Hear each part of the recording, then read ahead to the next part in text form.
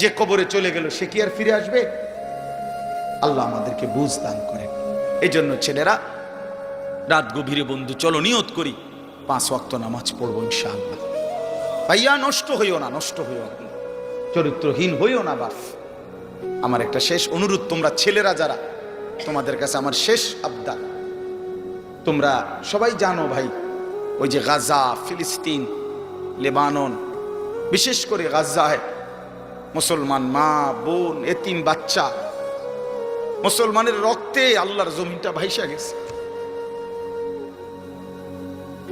প্রতিদিন মুসলমানের রক্তে জমিন ভাসতেছে।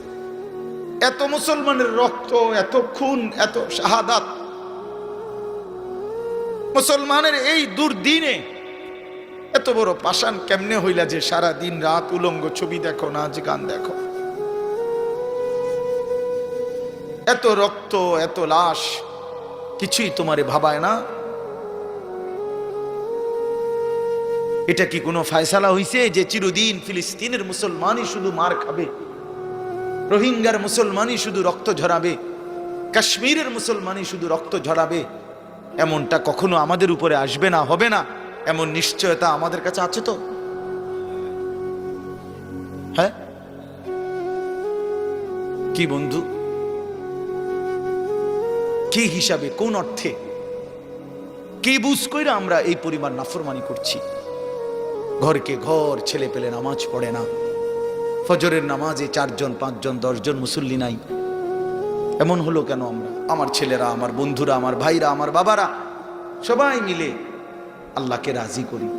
আল্লাহকে নারাজ করে ভাই কোনো লাভ নাই, কোনো লাভ নাই। দুনিয়া চলেই যাবে, হাসতে হাসতেও মরে যাব, কাঁদতে কাঁদতেও আমরা মরে যাব। রাজপ্রাসাদের মানুষটারও মৃত্যু হয়, কুড়ে ঘরের মানুষটারও মৃত্যু হয়।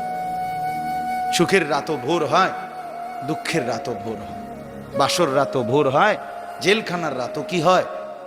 দুনিয়া এই চলেই যাবে। কি বুঝ কইরা আমরা এই পরিমাণ নাফরমানি করছি? ঘরকে ঘর ছেলে পেলে নামাজ পড়ে না, ফজরের নামাজে 4 জন 5 জন 10 জন মুসল্লি নাই। এমন হলো কেন? আমরা এভাবে আল্লাহকে ভুলে গেলে আল্লাহর পাকের রহমত বরকত আসবে কিভাবে?